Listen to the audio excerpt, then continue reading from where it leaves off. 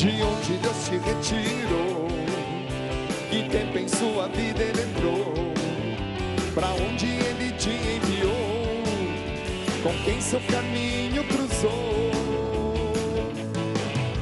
Viemos de longe e de perto, somamos os sonhos e planos, encontramos o lugar da missão, e o que falta em mim sobra em ti, meu irmão. Gente do bem, gente que faz, gente que Deus preparou. Gente do bem, gente de paz, gente que o mundo sonhou. É isso aí. Gente do bem. Gente do bem é aquela pessoa que durante o dia todo pensa o bem, pratica o bem, entendeu? Quer ver o bem acontecendo. E muitas vezes essas pessoas estão aí no anonimato, né? Então nós queremos falar com você, falar que você é necessário, que você é importante. Queremos incluir você dentro desse contexto de evangelização, tá bom?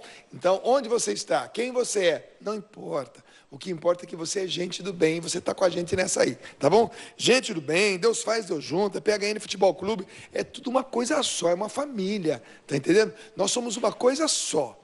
É que nós queríamos falar com você, que talvez estivesse pensando, eu não faço parte disso aí. Você faz parte, é a parte importante. Você é gente do bem. Tá bom? Um abraço aqui para mais uma rodadinha de abraço aqui, que é o pessoal que está nos visitando aqui. Um oi para a galera do Ministério Universidade Renovada de Uberlândia, Minas Gerais. Está aí? Beleza, tá aí, ó. Um abraço também para a paróquia Santa Mônica de Uberlândia, também que está aqui. E também o grupo Filhos de Maria de Caldas Novas, Goiás. E o grupo EJC de Uberlândia, Minas Gerais. Está visitando a gente, toda essa galera aqui agora, tá bom? Olha, o pessoal já está ligando para cá, mandando no Twitter. Quer dizer, mas como é que eu faço para ter uma imagem dessa aqui? Né?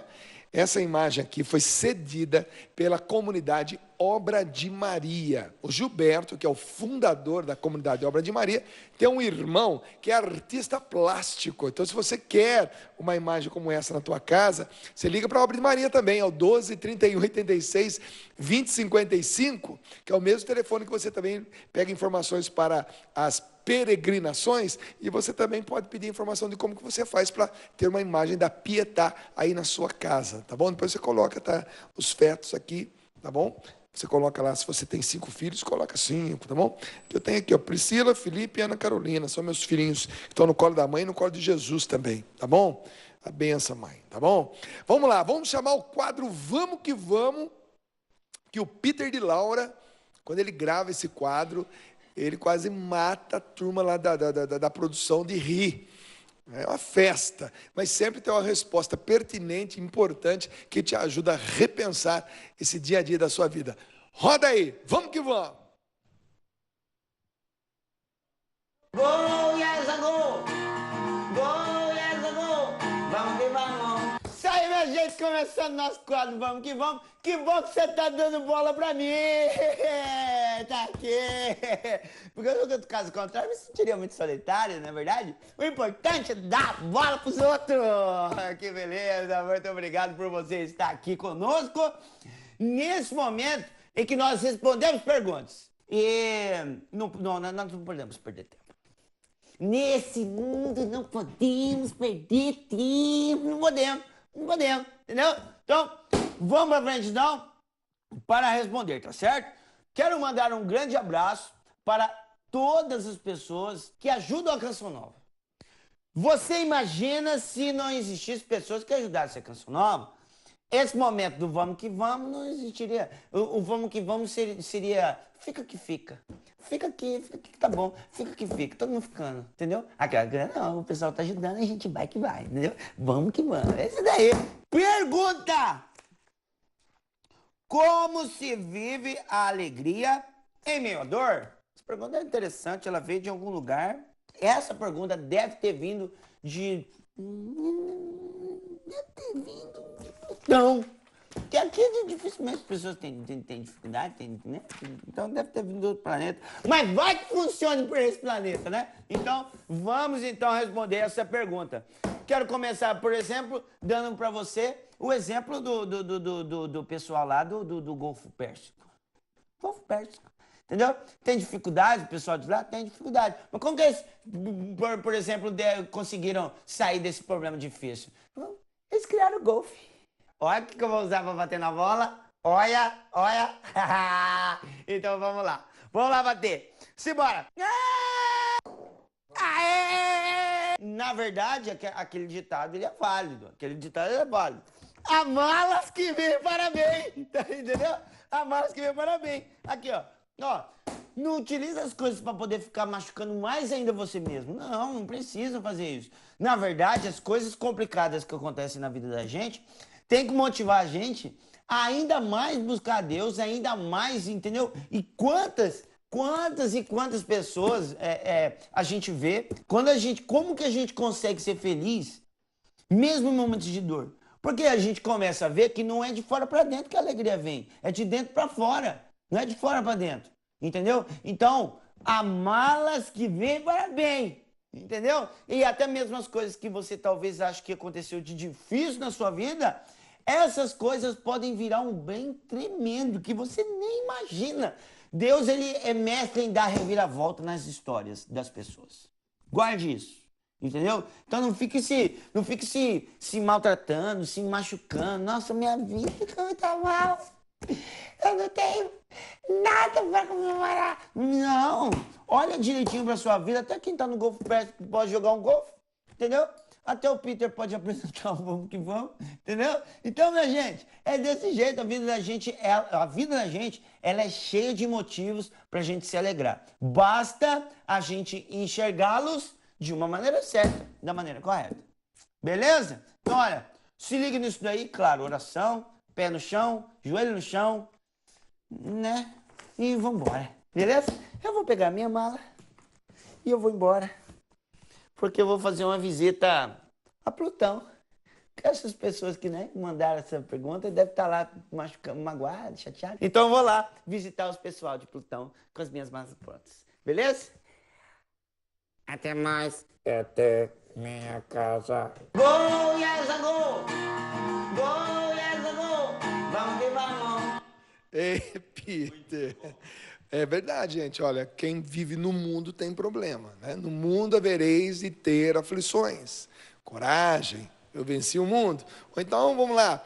Alegrai-vos sempre no Senhor. Qual é a ordem? Alegrai-vos. Quando? Sempre. Como? No Senhor. Se não for no Senhor, não dá para se alegrar sempre. Tá bom? Filipenses 4:4. Pode ler lá. Repito, alegrai-vos, que a vossa bondade seja conhecida por todos os homens. Então, é possível sim, tá? Mesmo com problemas, você... Aliás, quem que não tem problema? Qual é a época da nossa vida que a gente passa sem problema? Então, a alegria não é a ausência de problema, é a presença de Jesus, tá bom? Beleza, mas o Peter responde de um jeito que só ele sabe. É isso mesmo, Peter. Meu querido amigo, o que a igreja traz para nós? Você que tem estudado isso, e é muito bom a gente passar para as pessoas o que a igreja nos diz, né, nos seus documentos. O que ela fala para nós sobre essa cultura de morte, ou seja, não apenas o aborto, mas toda a tentativa de encerrar de maneira precoce a vida humana, ou de impedir que ela aconteça. O que a igreja nos fala?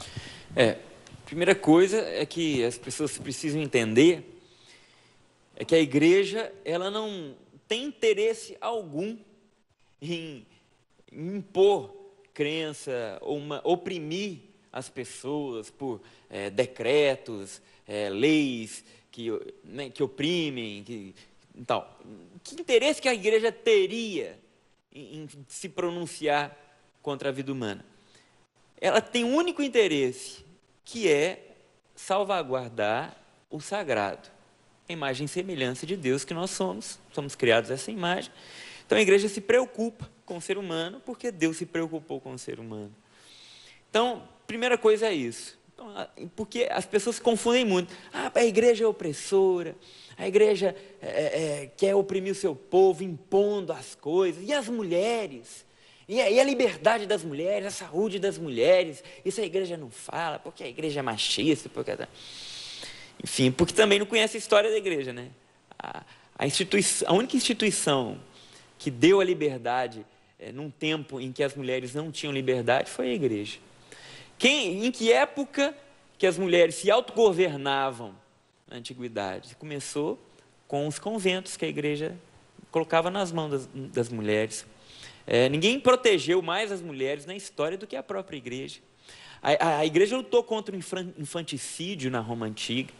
Existem relatos históricos de filósofos conhecidos que afirmam mesmo como a cultura matava as crianças. A igreja tirou isso. A igreja ensinou que adultério não é só da mulher para com o homem, mas do homem para com a mulher.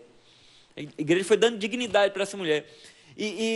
Então, o interesse da igreja é a vida humana em si, porque ela é valorosa em si, por si só. Então, a igreja, olha só o que o catecismo da igreja diz sobre a seriedade que é um aborto. Desde a concepção, isso é no parágrafo 23, 22, 2322. Desde a concepção, a criança tem direito à vida.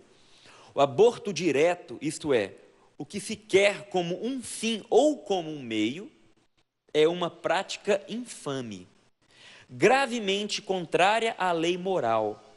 A igreja condena com pena canônica de excomunhão este delito contra a vida humana. E como que a igreja chegou a essa conclusão? Que a vida humana era tão valorosa? Primeiro, pela própria revelação divina, que a vida humana tem sua dignidade desde o ventre materno, a gente vai falar sobre isso, e também sobre a ciência, que a igreja se baseou em relatos, em avanços da própria ciência para se pronunciar. Não, é desde o momento da concepção que a vida deve ser protegida. Então, a igreja tem essa base científica, mas ninguém fala sobre essa defesa científica. Quando um religioso vai falar sobre a defesa da vida, então já vem aqueles que gostam de fazer barulho, preconceituosos contra uma posição religiosa, já começam a falar, porque isso aí é imposição da cultura religiosa, opressão ao povo, vocês que andavam, aí puxa lá, porque lá nas fogueiras, a Inquisição, desenterra um negócio lá do fundo, que bem distorcido também pela história, e aí traz aquela, porque vocês são os opressores e tal. E sendo que a posição da igreja é a posição científica. Quem se pronuncia onde começa a vida humana? É a embriologia amparada pela medicina fetal, né? A própria ciência, que diz que ali começa a vida. Existe uma identidade genética já na fusão do ovócito com o espermatozoide. Ali existe a fusão. E não só é uma fundamentação bíblica, que nós temos também, mas a igreja também leva a ciência, amparada pela embriologia, pela medicina fetal, pela genética, para dizer, porque a genética diz, porque a ciência diz, porque a embriologia diz, a medicina fetal diz, que nós também afirmamos categoricamente, a vida tem que ser protegida desde o momento da concepção até a sua morte natural. Então, e essa cultura de morte, esse movimento astucioso, bem financiado, pensado, arquitetado, foi denunciado pelo Papa Bento XVI na sua terceira encíclica, Caritas in Veritatis. E eu quero pegar aqui. O próprio Papa diz. E a gente escuta pouco sobre isso, Dunga. É impressionante. Aliás, poucas pessoas se dão ao trabalho, e é por isso que nós estamos fazendo esse programa hoje. Se nós formos ver até mesmo no contexto da evangelização, nós somos muito tendenciosos, uma boa tendência, mas não pode ser apenas isso. Nós nos prendemos a assuntos mais confortáveis, como cura, libertação, como louvor, e são coisas boas que fazem parte do nosso dia a dia, da evangelização, levarmos as pessoas a viverem essa experiência. Porém, existem assuntos indigestos que estão sendo como que evitados, só que com isso, a vida humana, a qual nós queremos que a vida humana experimente também a vida eterna, nós queremos que o sobrenatural aconteça sobre o natural, por isso que se chama sobrenatural. Então, a ação divina sobre esse ordinário que sou eu, que é você, não se sinta ofendido, ordinário, e tem o extraordinário. Então, o extraordinário agindo sobre o ordinário. Mas se o ordinário corre risco de vida, corre o risco de ser tirado, o extraordinário vai agir onde? Então, é o tipo do assunto que deve ser conversado numa homilia de missa, assunto do grupo de oração, catequese, entre nós, consagrados, porque são nossos filhos que, de alguma maneira, eu estou prontinho para ser avô. Né? Fiz 50 anos, né? Meu filho está casado, e a gente vive uma expectativa real de uma gravidez. Então, imagine que coisa linda. E aí, nossos filhos, que mundo vão encontrar? Que cultura, porque cultura vai se instalando. Que cultura os nossos filhos, os nossos netos vão ter que administrar. Então, é responsabilidade nossa, dos formadores de opinião, daqueles que estão em atividade, seja numa fábrica, numa repartição pública, na política, no esporte, na evangelização, de defender a vida e de abrir os olhos de todos vocês. E é por isso que esse programa hoje ele é tão importante, porque essa geração PHN, do qual eu também me sinto responsável, tem que ser lutadores, batalhadores, defensores da vida. Santo Inácio de Hipona tem uma frase. Santo Inácio de Hipona. Hipona. Ele diz: quem poupa o lobo, condena as ovelhas. Quem poupa o lobo, condena as ovelhas. João 23 tem outra. A omissão dos bons é alimentada pela covardia. A omissão dos bons pela audácia dos pela maus. audácia é alimentada pela audácia dos maus. Ou a audácia dos maus é alimentada pelo silêncio, pela ousadia, pela covardia. Pela covardia dos bons. João 23 falava isso também. Então, esse assunto, quando ele é debatido, ele é trazido, ele é pregado, ele também vai impedindo que essa cultura de morte vai se instalando, porque ela vai chegando de maneira muito sorrateira, que nem a gente está vendo agora, que não é um movimento social espontâneo, é um movimento orquestrado, pensado, planejado e financiado. Esse movimento, Dunga, é lógico que ele está condenado com o tempo, porque pela própria verdade, a verdade se autossustenta, enquanto a mentira ela se implode, e também pela capilaridade da igreja, porque esses que financiam o abortamento, o movimento abortista, eles têm que contar exclusivamente com o dinheiro que eles têm. E chega uma hora ou outra da história que esse dinheiro vai acabar, vai tomar outros rumos, as economias estão aí, vão e volta, vai e vem, sobe e desce. Mas contra a capilaridade da igreja, disseminada no mundo todo, e com a força que tem de pessoas que dão a vida simplesmente pelo amor àquela verdade, é muito mais forte. Por isso que ainda não conseguiram o que eles conseguiram no mundo, por causa dos cristãos que estão ainda no mundo, defendendo os valores, defendendo a vida humana desde a concepção até a morte natural. E quanto a todo esse movimento, o que o Papa Bento XVI diz, em sua encíclica, na terceira encíclica, Caritas in Veritatis, no parágrafo 28. Um dos aspectos mais evidentes do desenvolvimento atual é a importância do tema do respeito pela vida, que não pode ser de modo algum separado das questões relativas ao desenvolvimento dos povos. Trata-se de um aspecto que nos últimos tempos está a assumir uma relevância sempre maior, obrigando-nos a alargar os conceitos de pobreza, de subdesenvolvimento às questões relacionadas com acolhimento da vida, sobretudo onde o mesmo é de várias maneiras impedido.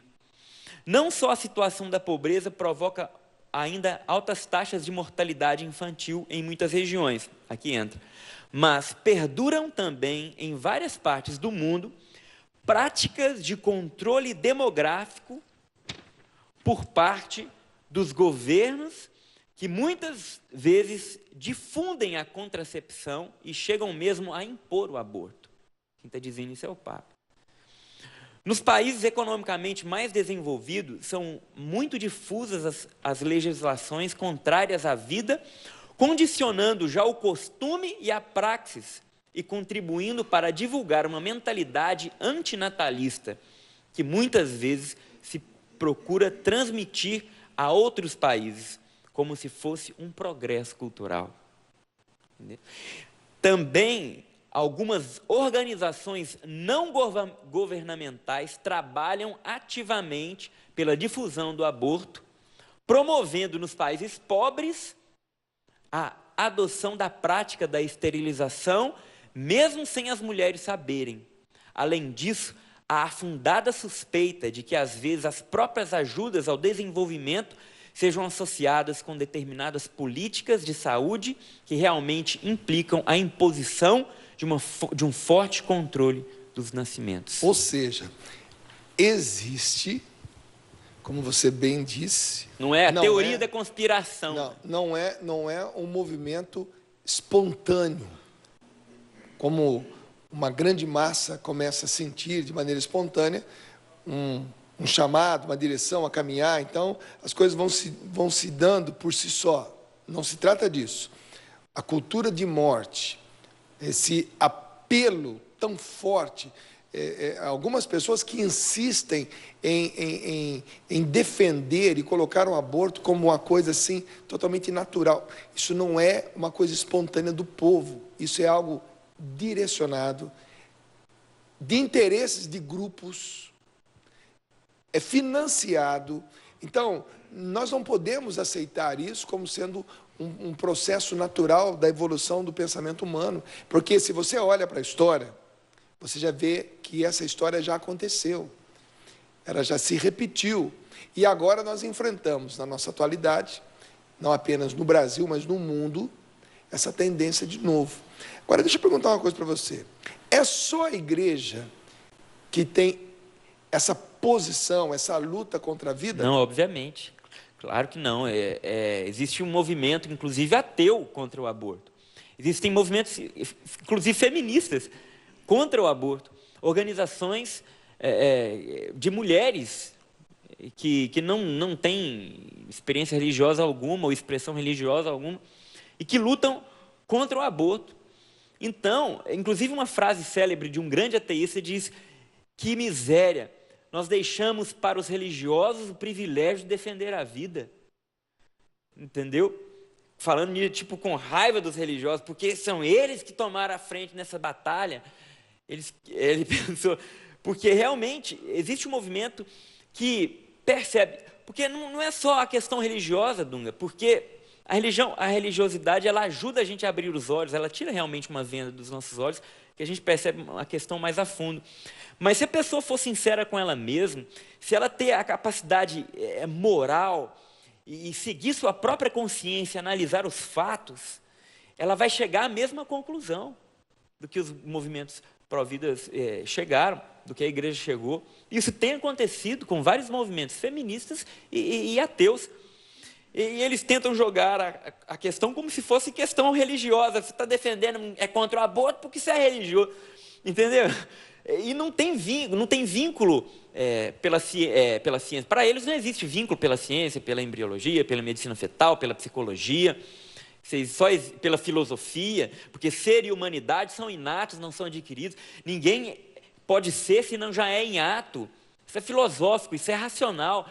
O Dunga não vai se tornar um ser humano se ele já não for em ato, desde o momento que ele existe. Ser e humanidade, você não adquire. Ou se é vida humana desde o momento da concepção, ou se nunca foi, nunca vai ser. Entendeu? Ali já existe uma identidade genética única, de DNA único. Não existe dúvida sobre isso. Irrepetível. Ou seja, se eu aborto, peço de novo a imagem da Pietà com os 3 fetos ali. Ou seja, se eu aborto um deles, quer dizer, eu nunca mais terei a chance de ter algo igual. É irrepetível, ou seja, é uma vida única. Ou seja, eu não tô fazendo aborto de clones, não estou fazendo aborto de robôs, de coisas que foram se repetindo, então não me fará falta.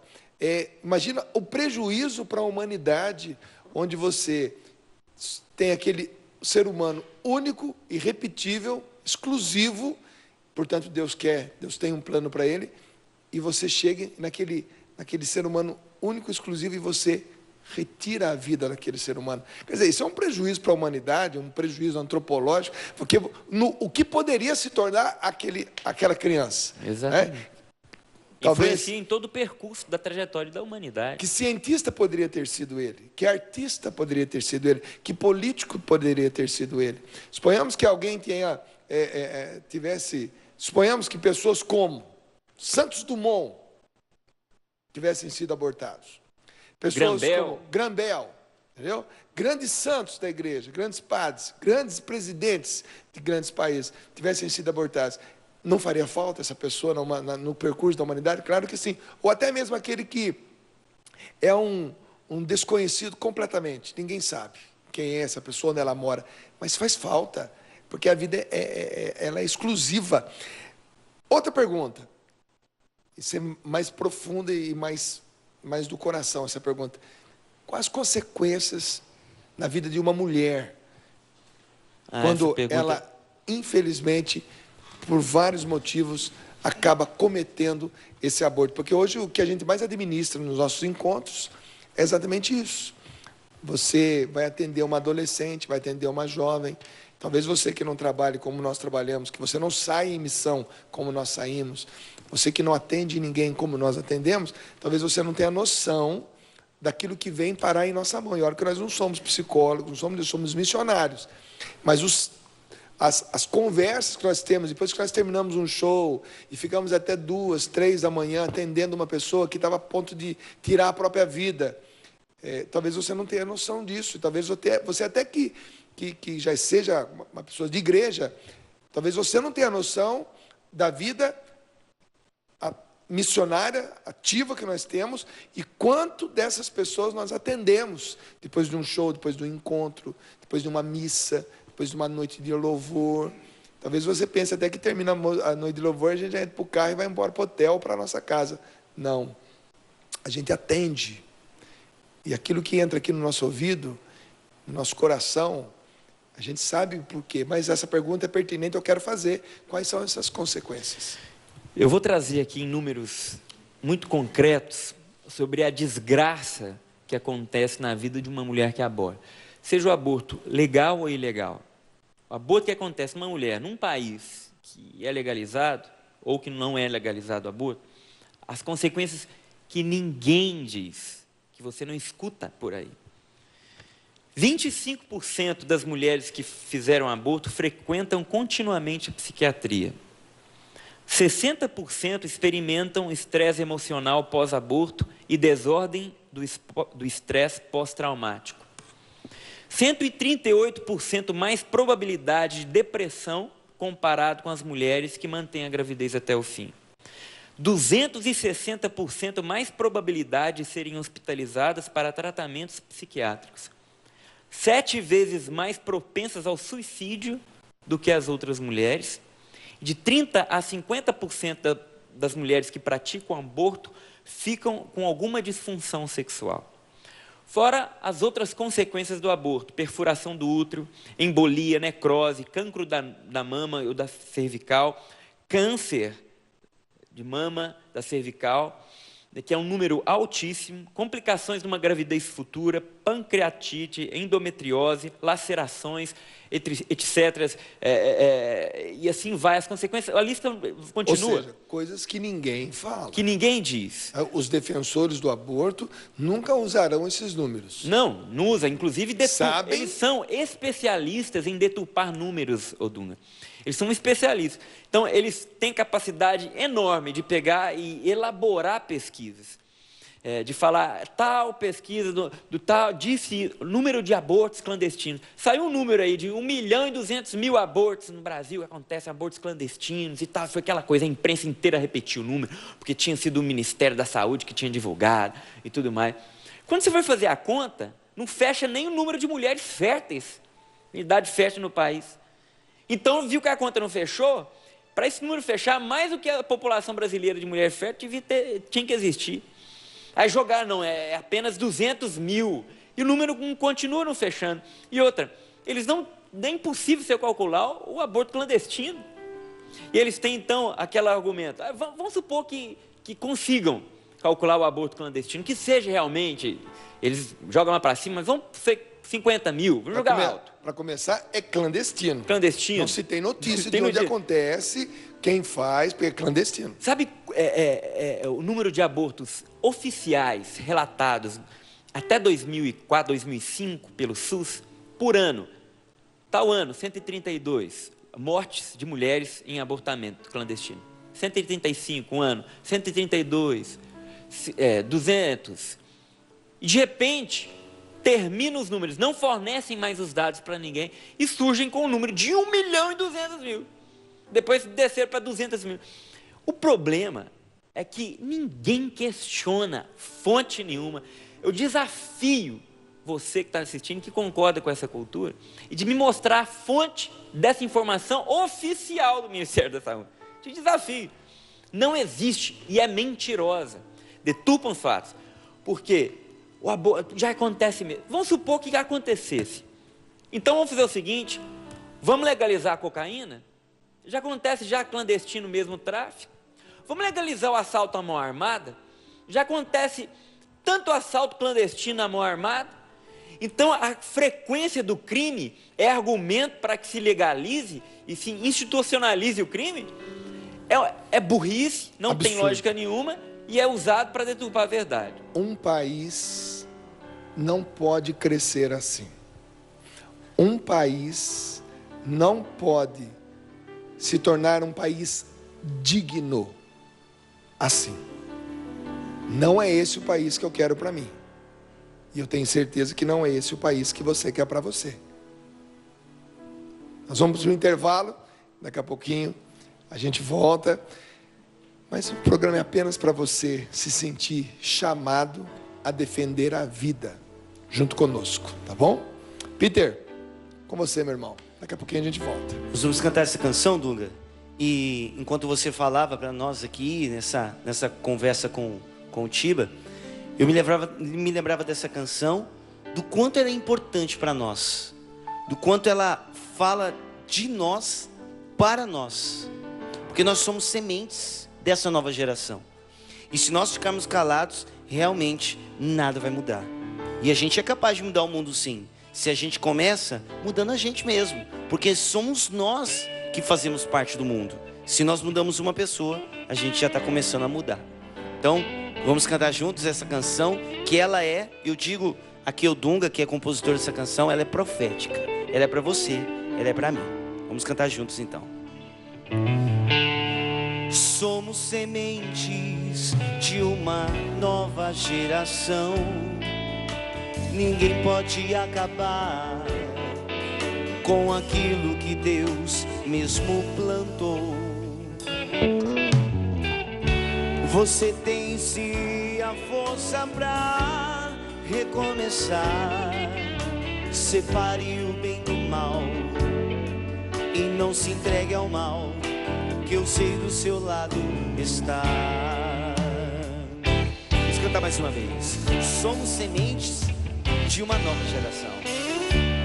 Somos sementes de uma nova geração. Ninguém pode acabar com aquilo que Deus mesmo plantou. Você tem sim. Você tem sim a força pra recomeçar. Separe o bem do mal e não se entregue ao mal, que eu sei do seu lado está. Estar dentro de alguém é mais do que se possa imaginar. Dentro de você seguirei sempre a te amar.